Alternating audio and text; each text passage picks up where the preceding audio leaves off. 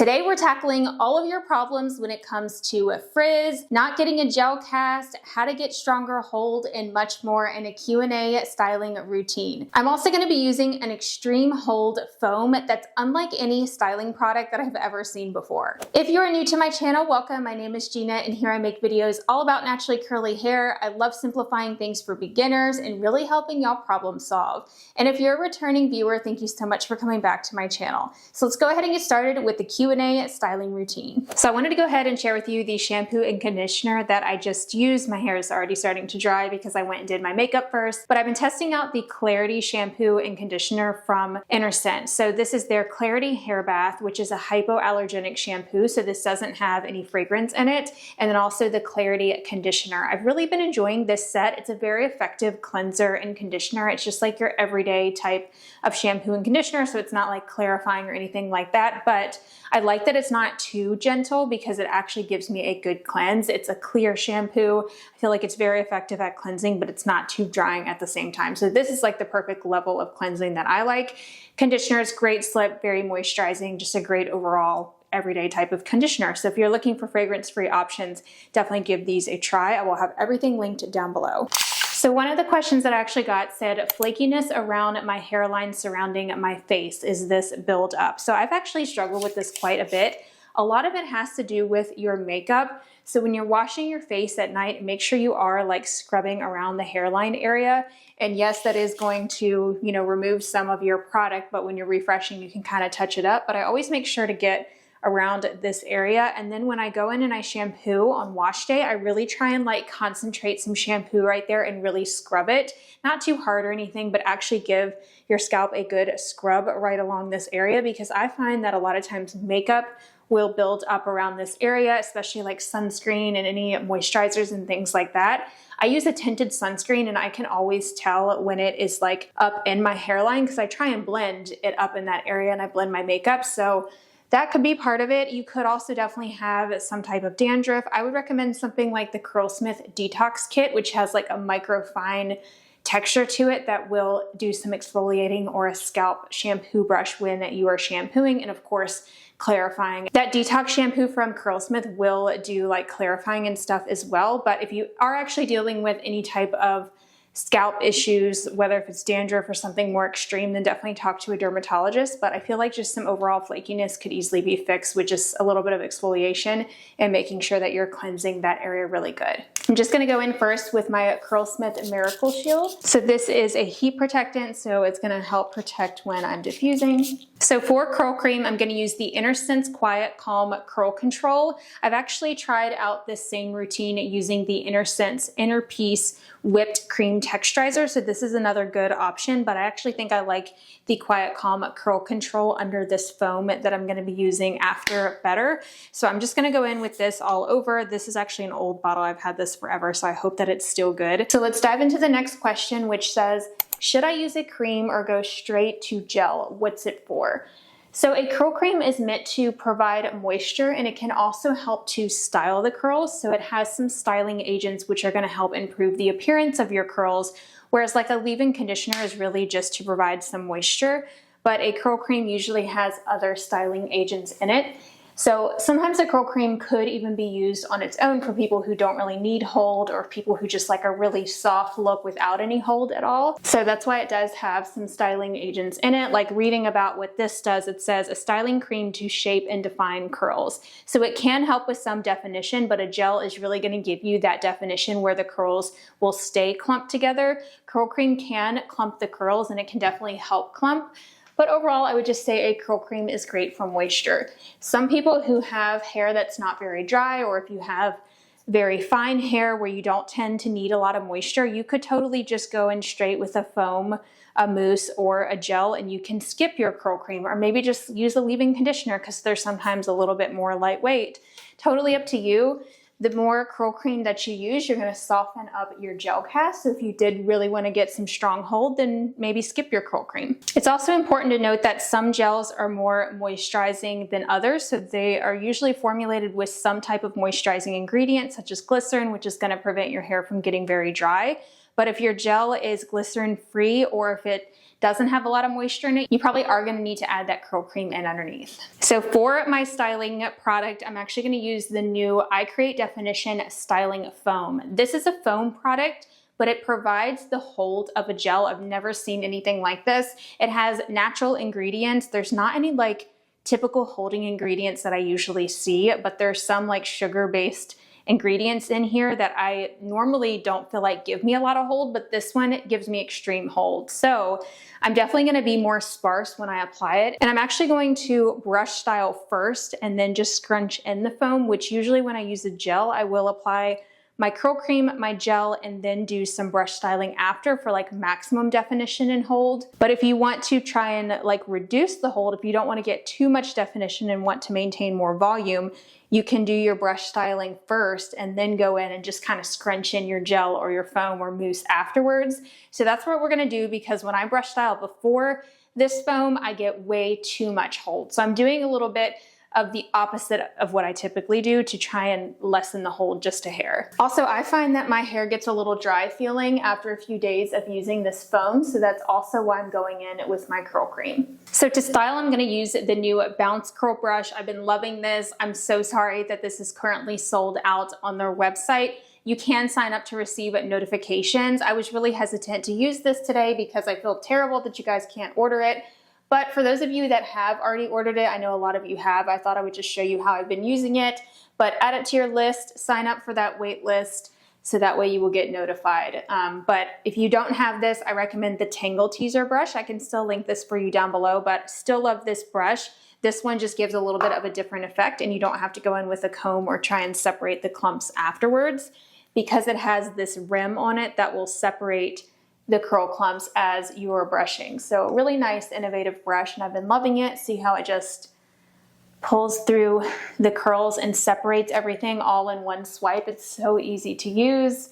I hope it comes back soon. I'll definitely plan to share more about this brush when it is back in stock, and I'll do like a full video on it. So I'm getting the curls how I want it first, which is styling, and then I'm gonna scrunch in some of this foam. So I'm only gonna use a little bit. Innersense products are pretty concentrated, so a little goes a long way, so you don't need a lot, which is great because they are pricey. So then I'm just kind of scrunching it in. Might separate a few curl clumps. You can also do like praying hands to smooth it in, and then once you scrunch, the curls will come back. My hair soaks up product, so I'm gonna go in with just a little bit more. Okay, so I'm gonna clip that away, and let's go on to the next question. So the next question says, brush styling makes hair flat, never gives volume, don't know what I'm doing wrong.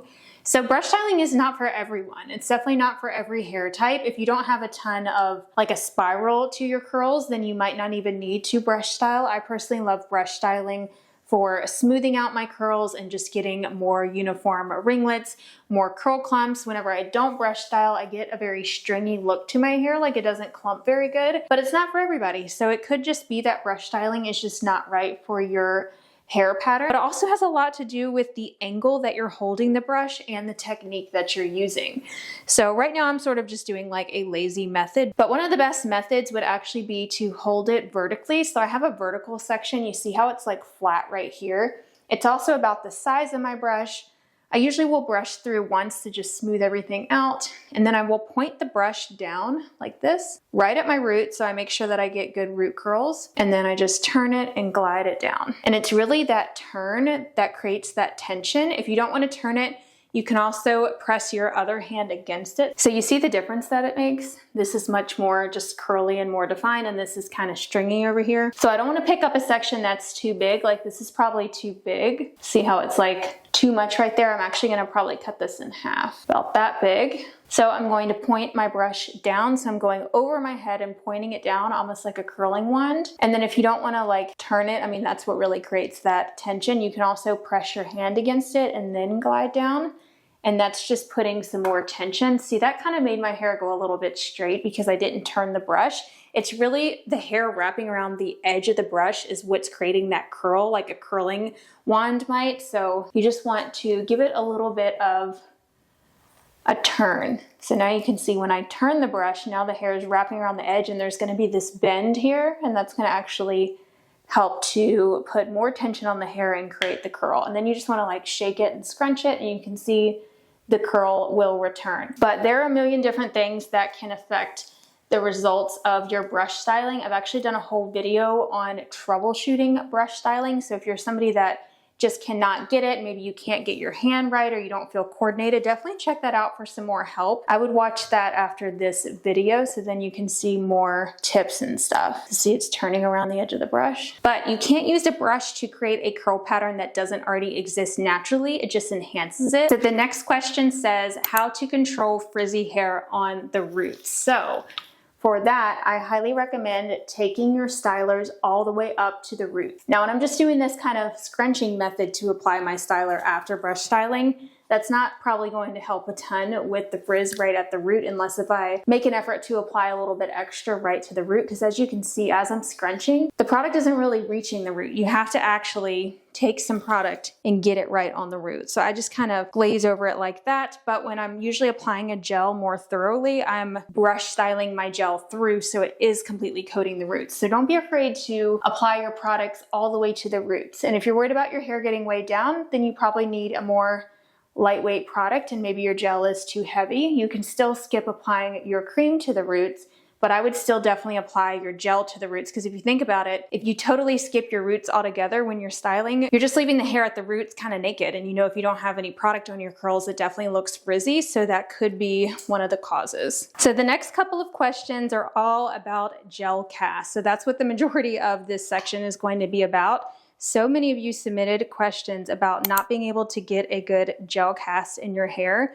I hear this question all the time, and I've actually made full videos about how to get stronger hold. So I can always link those for you down below so you can watch those after this. But first off, why you're not getting a gel cast. So one of the biggest reasons is too much moisture underneath. So if you have too much water in your hair, like if you're styling with your hair soaking, dripping wet, in the shower, you're probably not going to get much of a gel cast unless you have an extreme hold gel, or maybe with this Innersense foam you can. Another cause would be just too much curl cream underneath. So again, too much moisture underneath. The more moisturizing ingredients that are in your gel, usually the less hold. So if you're using a thick butter curl cream underneath, or maybe you're using too much curl cream or leave-in, or maybe you're leaving your conditioner in your hair, that's definitely going to reduce your gel cast. It's adding that softening effect, because cream and conditioners and all that are giving your hair that softening effect. And what do you need for hold? You need a hardening effect. You can scrunch out the cast afterwards, so don't worry about the cast. If your gel is not giving you a cast at all, you might not be using the right gel, or it could be from one of those causes like I mentioned, like just having too much water or too much cream, or just too much of those moisturizing products underneath. Another huge cause of not getting a gel cast is buildup on your hair. This is something I actually just experienced recently. I did not know what was going on with my hair. I used my favorite gel from Weedad, the one in the red bottle that's for humidity, and I was not getting a gel cast at all. And that told me that I had buildup in my hair because I had previously used some products that contain silicones, which tend to just build up on my hair if I use them too frequently. And I don't use like a clarifying shampoo. And I think I had used some other products that typically do give me some buildup. And so I just had to clarify, and then it was fine. So a lot of times it can just be buildup, whether if that's from product residue, or maybe you have hard water buildup on your hair.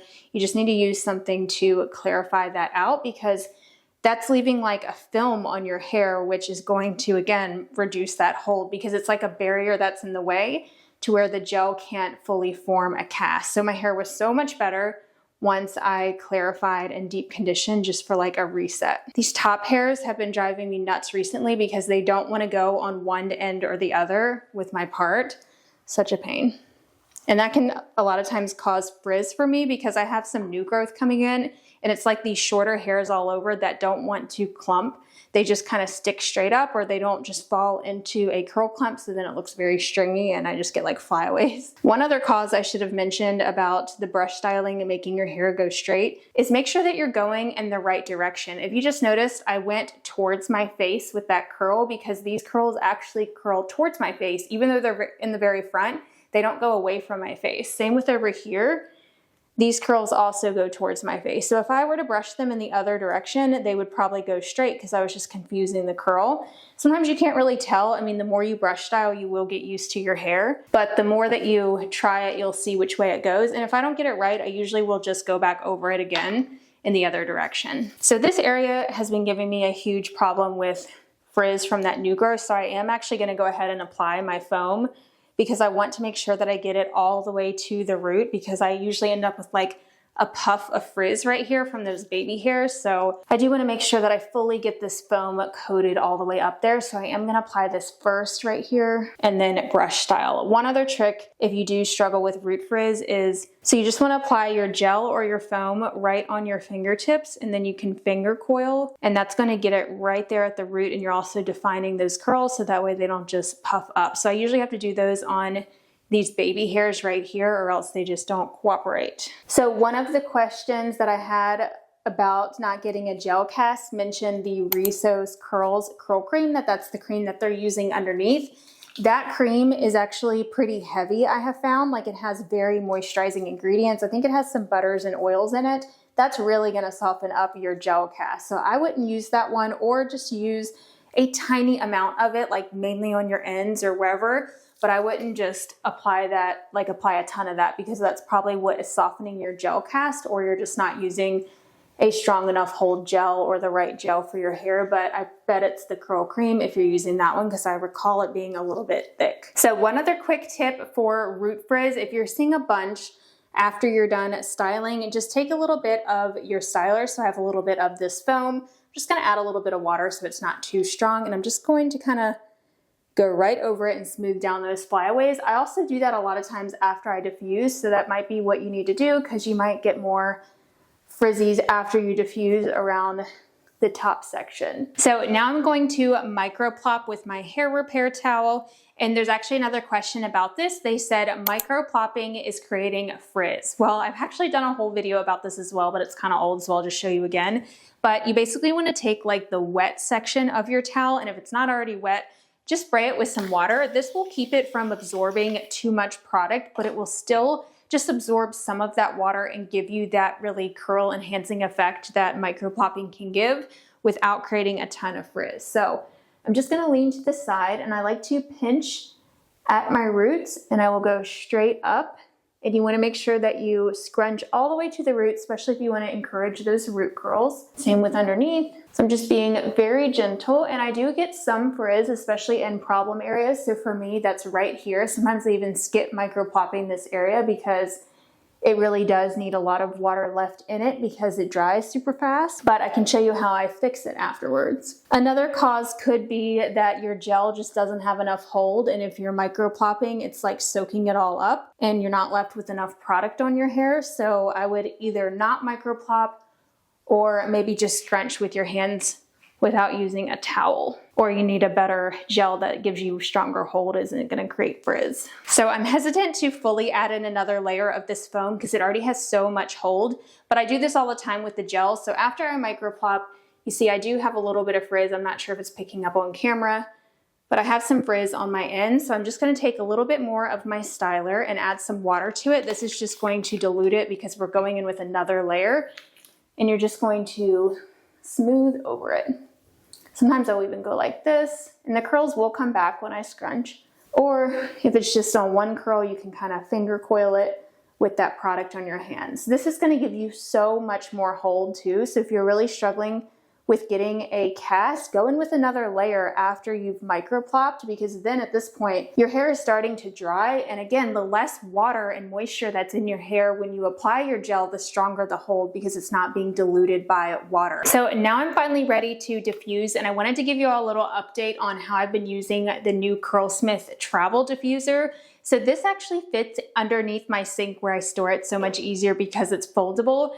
but I actually put the original XXL diffuser head from the original Curlsmith dryer on this. It does fit, which is awesome, so they're interchangeable, because I actually prefer the larger size of this from the original Defrizzion, but I like how this body is more compact of the hair dryer, so that's how I'm using this. But just know this is the original. But if you do like a smaller diffuser head that's still large, but it's a little bit smaller than this, then just go with the travel dryer, because then it's more compact and you have a little bit smaller of a diffuser. But I like the giant one because I can dry my hair in 10 minutes with this because it covers such a large area at once. One of the downsides though to the travel one is the cord is shorter, which is good for traveling because you don't have to pack a long cord. But for me, using this at home, I would prefer just a slightly longer one. So the next question is around having stringy curls at the bottom, lack of volume, and you say that you have fine, low density hair. So stringy curls is something that I definitely struggle with at the bottom. I really recommend getting just a blunt haircut if you do have very fine or low density hair. This can really help the bottom section look less stringy if you don't have as many layers. I've talked about this in recent videos, but I basically don't get layers anymore because my hair is just too thin for it. There's not enough hair to actually have layers in there. The ends just end up looking very sparse in the back. Also, layers do create volume, which is nice, but I'd rather have that fullness at the bottom, especially if there's just not enough hair to create volume with layers anyways. Also, diffusing makes a big difference for me. This is mainly why I diffuse, because I don't want the bottom section to hang down a lot stringier. Every time I air dry, the bottom section just doesn't curl up as much. I just don't have the same curl pattern underneath. So I do really like diffusing just to shrink everything up. I also diffuse in the upright position after I do some upside down diffusing. And this is just to ensure that I really can shrink up that bottom section, because if I only diffuse upside down, I'm not able to fully press that lower section up to my scalp when I'm upside down. So that's why you usually see me rotate from upside down to right side up and kind of to the side. I do all different directions as I'm diffusing, but that really helps ensure that I'm fully like getting that shrinkage all throughout that I like for my hair. So before my hair is completely done drying, I'm actually going to go in with these curl keeper clips. I will link these for you down below. I haven't been using these recently, but I really need to get back into it because I do get so much more root lift when I do use them after diffusing when the hair is still warm. And I'll just leave these in for a little bit while my hair finishes like setting and cooling off, and then I will take them out. And it just helps to set the hair in the upwards motion instead of being like stuck to my head, if that makes sense. So it's time to scrunch out the crunch. I feel like my hair is completely dry, maybe just like 5% still damp, but I'll show you a trick to get it to finish drying and also to scrunch out the gel cast afterwards, because I definitely feel like I'm gonna really need to get this cast out. I feel like I might have used too much foam. Like always, I always use too much when I use this. You have to be very, very light with it or else you get this crazy cast. But while I do that, let's answer another question. I'm gonna use a little bit of the Bouclème Revive 5 hair oil. I've actually been using this oil as my pre-shampoo oil to dry detangle, and I've been really enjoying it because I ran out of my favorite Curlsmith Shine oil, but this one's been nice too. And it's really lightweight, so I am gonna use this to scrunch out the crunch. But if you don't want to lose all of your cast, then don't use an oil to scrunch out the crunch. So the next question says, I can't seem to get my curls to stay longer for 3 days. On day 4, I have to refresh. Is this normal? Yes, that's totally normal. Some people have to refresh every day. I feel like if you're going 3 days without refreshing, you're doing good, and I want to know your secrets because that's definitely really good. So I can usually only skip refreshing on day 2 and then maybe day 3, but it definitely starts to look pretty frizzy.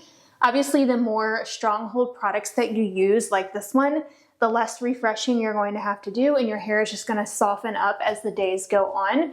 So if you are getting 3 to 4 days out of your hair, then that's amazing. I usually will wash my hair after day 4. Like I usually have about 3 days in between my washes. 3 to 4, 5 is probably like max for me. So at that point, I just rewash. I've actually been skipping refreshing. I haven't really been refreshing at all. I've just been kind of letting it go. And then I will just rewash on day 4 or 5, and it's been fine. It's actually better for our hair to not refresh. So I think you're doing pretty good. If any of you are wanting to know just how to extend your wash days, I actually have a whole video on that I can link for you all down below. But basically you just need to be using a stronger hold gel, and then make sure that you are protecting your curls at night. That way that they will hold up. And I find that diffusing also makes a big difference for me. Whenever I air dry, my curls just never hold up. I think because that heat sets them into place and it sets that curl shape, so that way it lasts a lot longer and doesn't just fall. So I feel like I am getting this cast out with this oil, which is good. If you've really applied too much product, then you might want to kind of spritz your hair with some water, and you could even do a little bit of microplopping to soak up some of that product and then diffuse. That's not the best way. So you can see I still have a pretty good cast. So what I like to do is actually take my diffuser and I'll go back in and just diffuse a little bit more. And this will break up the cast even more and finish drying like that last little bit that might still be damp. So now that my hair is finally fully dry, I can actually show you guys my results. So I still have a pretty good gel cast, but I definitely was able to soften it up quite a bit. I still have like that hold feeling in my hair. I would say I probably have more cast in this area because I did layer it up there.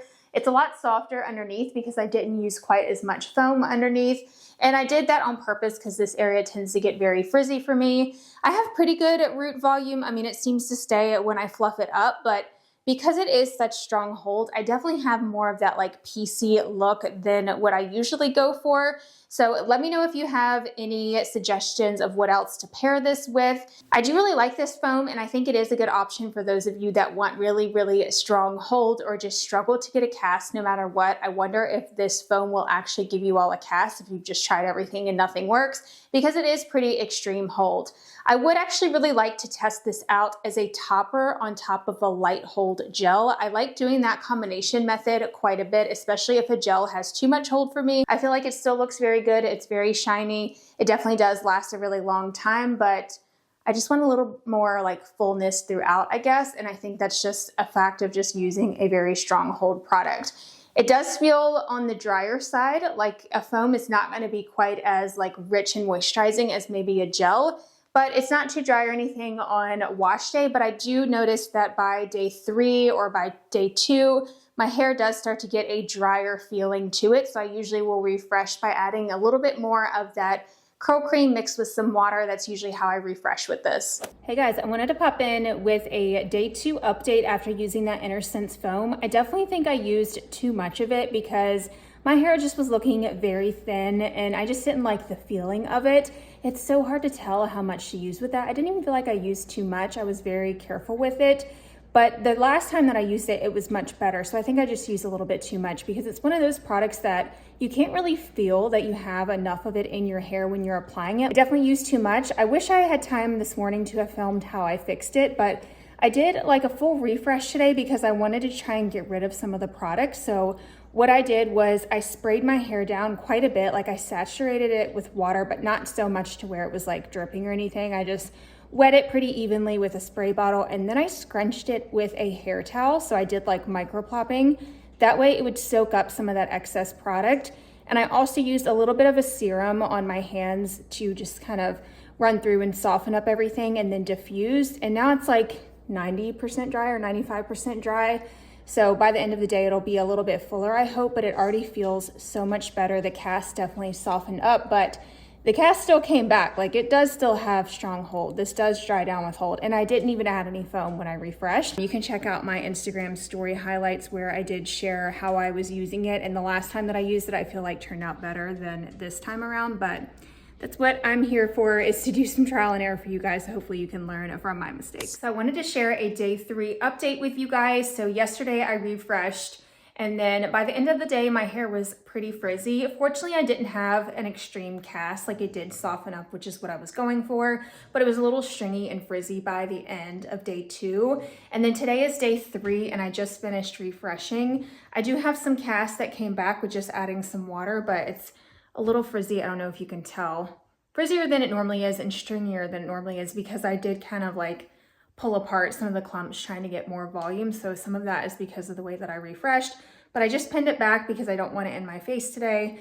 But I just wanted to show you guys, like, real life products don't always work out for me depending on how I use them. It's funny because the last time I used the foam, I really liked my results and I did like the same routine, but obviously I used too much this time around. But I still wanted to share it with you even though my results didn't turn out as I hope. I did like my results the last time that I used it, but I hope this has still been helpful overall. And if you have any other product recommendations from Innersense, or if there's anything else you want me to try out, definitely let me know in the comments. And also comment down below if you have tried this foam and you have mastered how to use it, definitely tell me in the comments. So I saw some other questions about how to just make your curls last longer in general. So I actually recommend checking out the video that I have linked right here on the screen. It's all about how to get longer lasting curls and just keep the frizz away by day 2 and day 3. I share lots of tips and tricks in there and just some finishing products that you can try out to really make your hold last a lot longer. So I will talk to you over in that video. Bye everyone.